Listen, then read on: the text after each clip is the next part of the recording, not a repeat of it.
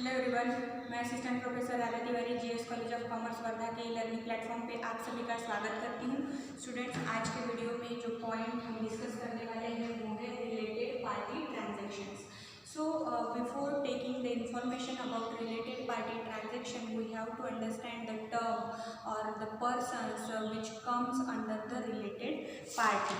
So the related party with reference to company means the director or his relative, means first person comes under the list of related party is director or his relative. Then second, a key managerial personnel means KMP or his relative, also known as related party. Then third, a firm in which a director, manager or his relative is a partner. Then fourth point for related party, or fourth point which is related to related party or which is correlated with term related party, is a company, a public company in which a director or manager is a director and holds along with his relative more than 2% of paid up share capital. Such kind of persons also called as related party. Then any person on whose advice, directions or instructions a director or manager is accustomed to act. However, nothing is subclaused shall apply to the advice, direction or instruction given in a professional capacity. Means any advisor, that is various kinds of financial advisor, crisis or problem solving advisor, such kind of all advisors or instructions also comes under the term related party. Then a company which is a holding company, subsidiary company or an associated company of such company, or second, a subsidiary of holding to which it is also a subsidiary. Means any kind of company, if one particular company is considered over here, so that particular company's subsidiary company or associated company is also comes under the term related party. So after taking the information about term related party, means which kind of person or which kind of companies or which kind of entities comes under the related party. Now we have to move towards the related party transaction, that is the main point which is given in your syllabus of subject company law in under unit 3. So related party transaction, there are in this term related party transaction, there are some provisions which we have to understand for knowing the all concept about related party transaction. So first of all, we have to consider first provision, which is transactions or matters regulated by RPT provision. RPT means, RPT stands for related party transaction. So the provision related to RPT shall apply to a contract or arrangement entered into with a related party with respect to any of some transactions or matter. So in that particular first point, we have to understand some kinds of transactions or matter. So first kind of transaction or matter is sale, purchase or supply of any goods or material. Means that all transactions or matters regulated by RPT provisions. Then second, selling or otherwise disposing of or buying property of any kind. Then third one is leasing of property of any kind. Fourth one is availing or rendering of any services.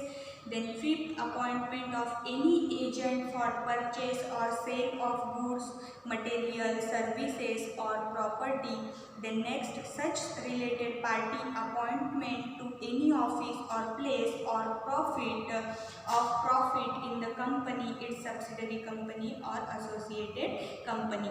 Means that particular transaction which I mentioned earlier, that 6 or 7 transaction means buying and selling of goods, material, services, and all those which I already mentioned in front of you, that all transactions or matters regulated by RPT provisions, and list also I mentioned in front of you. Then second point is condition of entering in RPT, means related, if you want to enter in related party transactions, so you have to fulfill some conditions for that. So first condition is obtaining consent of board of directors. Obtaining consent of board of directors by a resolution pass and its at its meeting, means if you want to enter in related party transaction, at that time you have or you obtain the consent of board of directors by passing a resolution in meeting. And second condition is compiling with the condition as may be prescribed. And who prescribed or notified that all conditions? So you know very well, MCA means Ministry of Corporate Affairs prescribed or notified all those notification or condition for such kind of transaction related to related party transaction. Then third point is approval of contracts by ordinary resolution. That is the very much important point and very crucial point. So you have to understand by giving extra focus on that third point. So let's move towards the third point, approval of contract by ordinary resolution in case of company, in case the company is having not less than prescribed paid up share capital or the transaction value exceeding to the prescribed amount. Means in that particular process, two conditions is over there. First, not means first is less than prescribed amount, and second condition is exceeding to prescribed amount. And in both condition, means if the amount of transaction is less than paid up share capital or amount of transaction is exceeding to the paid up share capital, in both cases the approval of contracts by ordinary resolution we have to mandatorily obtain from particular authority. So in third point, sometimes a company having a paid up share capital of not less than prescribed amount entered into a contract or arrangement with a related party.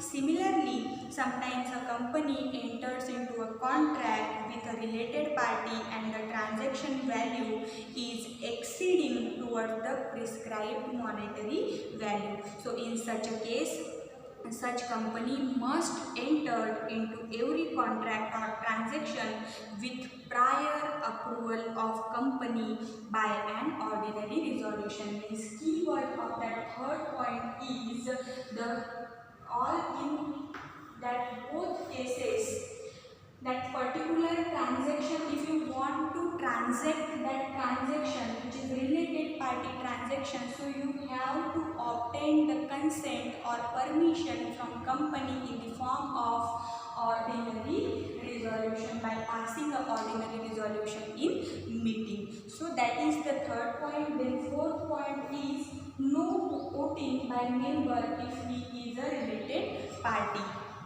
If the person which comes under the term of related party, so that member can't vote in a meeting by passing a ordinary resolution. Means when the procedure of passing ordinary resolution is going on, at that time no such kind of member which comes under related party, that particular member does not have any right to vote for that resolution. Okay, then fifth point is non-applicability of provision in arm's length transaction. So all that particular four transaction can't apply if the provision comes under arm's transaction. So one question arises in your mind, what is the meaning of arm's length transaction? So before understanding the fifth point, we have to understand the meaning of arm length transaction. So arm length transaction means a transaction between two related parties which is independent in nature and which that both parties stand on equal commercial foot and free from conflicts of interest, and if the parties were unrelated. So that kind of transaction is popularly known as arm's length transaction. Means dispute free, two parties comes together and take a initiative for any kind of transaction. So that transaction is known as arm's length transaction, and some condition also applied in that transaction. That condition is that two parties which is comes under that transaction is independent in nature, and that stands on equal commercial foot, and they are free from conflict in nature or conflict in interest. So that parties are unrelated also, and that kind of transaction is known as arm's length transaction.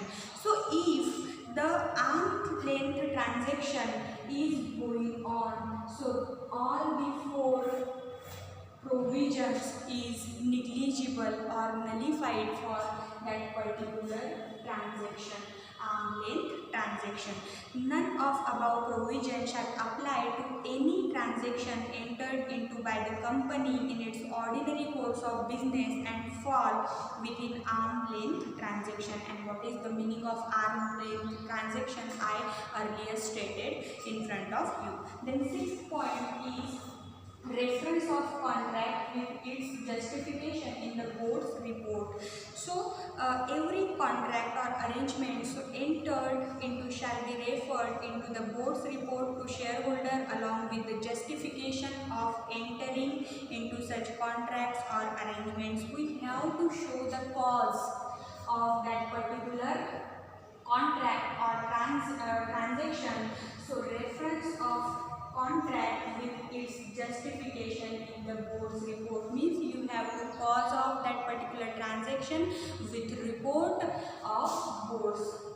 And justification is word used over here for the giving the actual particulars or actual information for that particular transaction. So that kind of transaction when exactly written in accurate manner, so at that time that writing authority give justification for that writing procedure. That's why the reference of contract with justification in the board's report. Then 7 point, ratification of contract if made without prior consent or approval. That is also one questioning area for your MCQ examination, and that particular point is ratification means avoid or neglect that particular point. So ratification of contract, here whole contract is ratified if that contract is done without prior consent or approval. So 7th point is sometimes a contract is entered into by a director or any other employee without obtaining the consent of the board or approval by an ordinary resolution in general meeting. In such a case, it can be ratified by the board by the shareholder, or by the shareholder means the board of directors have authority for ratification and shareholders also have authority for ratification of that particular contract. So by the board or by the shareholders at general meeting within 3 months from the date of contract, they can easily ratify that particular contract which is going on or which is done without prior consent or approval. Then 8th point is recovery of loss from directors making the contract. So The company shall be entitled to proceed against a director or any other employee who had entered into such contracts or arrangement in contravention of this provision for recovery of any loss sustained by it as a result of such contract on arrangement. So gist of that point is, if on the behalf of company, directors done all the procedure or go through with all the procedure, but that all procedure find some lacunas, so at that time director liable, or director the person who liable the all recovery of loss. Okay, so last point is punishment, and that point is very much important for your MCQ exam, means that is one kind of questioning area. So in punishment provision, or in provision of punishment, sometimes a director or any other employee of a listed company, listen carefully here, two kinds of provision given, and that particular provision divided into two parts, that is provision for listed company and provision for other company. So first of all, I mentioned the things related to listed company. So sometimes a director or any other employee of the listed company enters into a authorized contract or arrangement in violation of this provision. In such a case, he shall be punishable with imprisonment or jail for a term which may extend to 1 year, or with fine not less than rupees 25,000 and not more than rupees 5 lakh. Means in first case, the provision for punishment is the imprisonment and as well as the fine of rupees 25,000 to 5 lakh.